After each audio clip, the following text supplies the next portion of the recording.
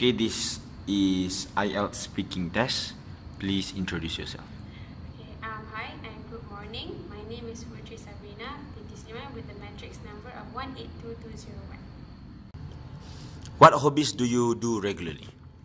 Okay, some of the hobbies that I do regularly, especially today in my leisure time, are reading, cooking, and probably watching television, which I believe is a favorite activity of Malaysians today. So first, I enjoy reading because it opens up my mind, and I really enjoy going to book expos and all that. So I really feel that it's a way to relieve stress.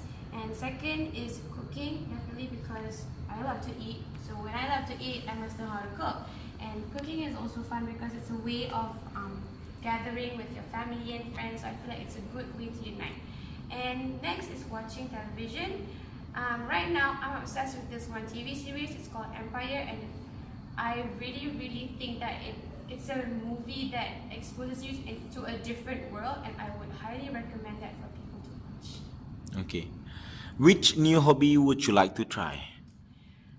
A new hobby that I would definitely like to try is sewing, because sewing helps me create nothing to something, and I believe that I could also use my product to kind of like sell it, and people could buy it and enjoy it as much as I love creating it. But the thing about the hobby of sewing is that I have to invest a lot of money in it. I would have to invest my money in buying sewing machines and all the threads and all the needles. So yeah, I believe that this hobby would take time, but once I get a hold of it, I would really enjoy it. Okay, next question. What will your job be in the future? My occupation in the future would be what I'm currently spending 5 years in, which is veterinary medicine. And specifically, I would love to be a marine veterinarian, because I love marine creatures, and I had an early exposure in marine creatures, and I believe that I should give back what I learned from them, which is to treat them and kind of like try to figure out something new and create new advances for marine animals. And besides that, I would also love to incorporate the things that I love doing in the future, such as cooking and sewing and watching television. I also enjoy video editing and filming, so I believe that I could also do that in the future, who knows. And I would also love to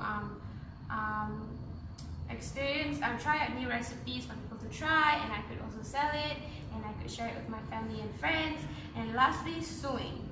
I believe that it's a really good platform for me to express myself. I could also promote myself on Pinterest, on Carousel. So I believe, yeah, I could do so much more besides just one occupation. So, yeah. Okay, thank you. That is the end of part 1. Are you ready for the second part? Okay. I will give you a question, and I will give you 5 minutes to I will give you 1 minute to prepare, and just tell me when you're ready.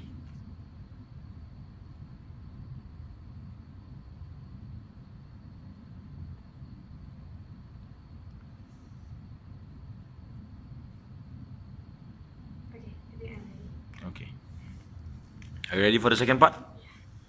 Okay, Sabreena, describe a toy you had in your childhood. Okay, so growing up as a child, I didn't have the liberty of owning a lot of toys. So this is why this topic is really interesting to me, because I had this one toy. It's a cute little tortoise where you can pull the string out of it, and it kind of vibrates and it kind of makes me laugh when I was younger. So yeah, it was a small little green tortoise I got from a car boot sale in the UK when I was with my dad, and I really loved it, and it was only 50 pence.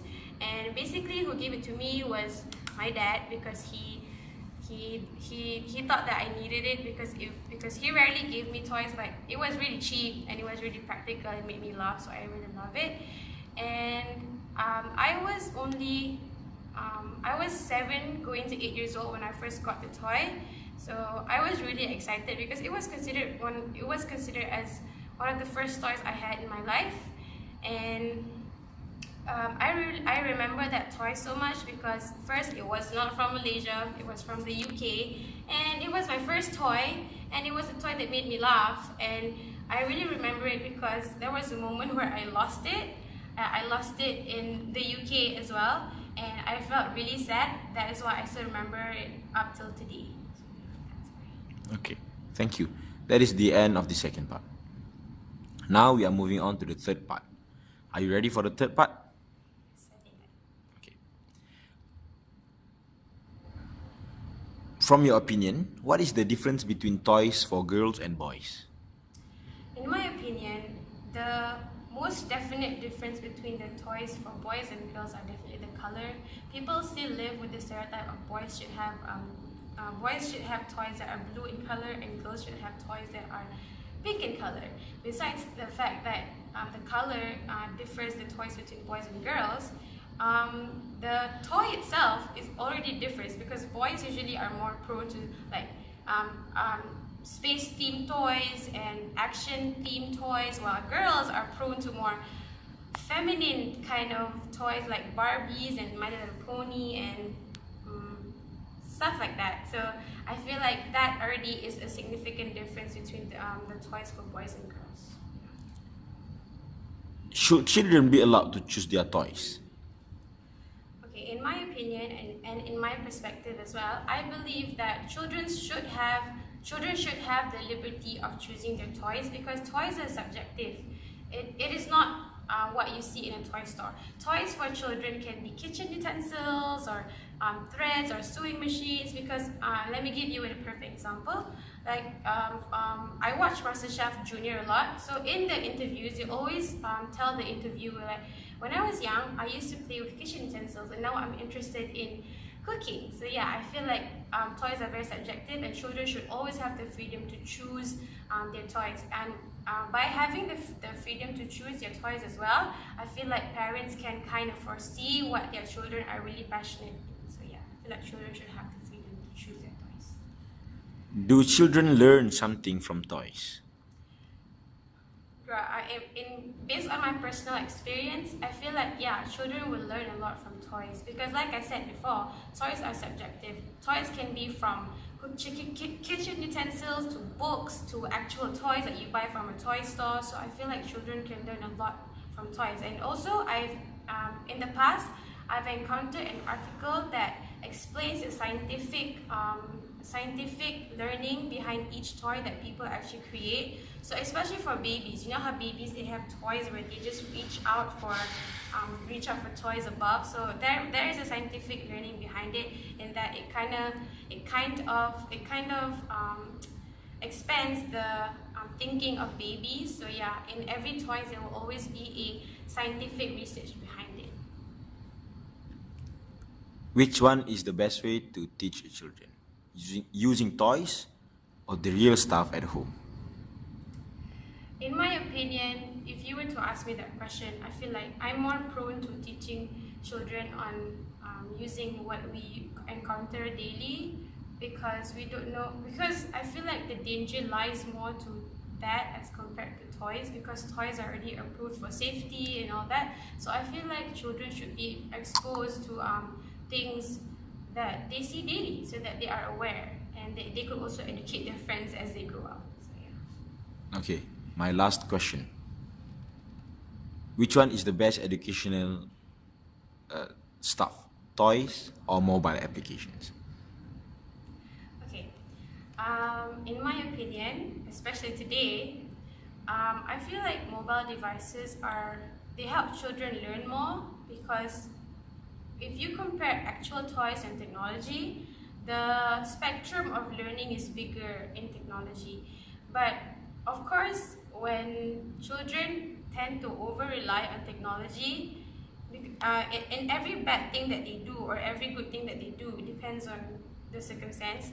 Parents will always give technology as a solution, which I feel like it's bad for the basic skills of children. Because, for example, if children are trained to go anywhere with a GPS in their hand, they will over-rely on GPS for navigation, which I think is bad for navigation skills, because I believe that boys, they definitely have better navigation skills and they have better spatial skills. So if they lose that at an early age, they will have trouble growing up. So yeah, I believe that the benefit comes from the benefit and the cons comes from both technology, and I feel like it's more applicable today as compared to actual toys. So yeah. Okay. Last, please conclude our discussion today. Okay, so today we talked about toys, and I've mentioned a lot previously that toys are subjective.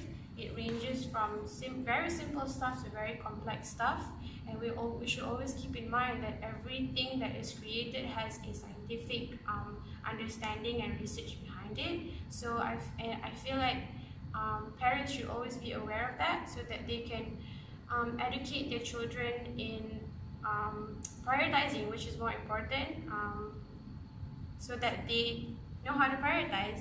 And yeah, and I feel like children should have the freedom to choose toys, to choose what they want to play with, so that they grow up with having a certain passion, so that they know what to do in the future. Yeah. Okay. Thank you.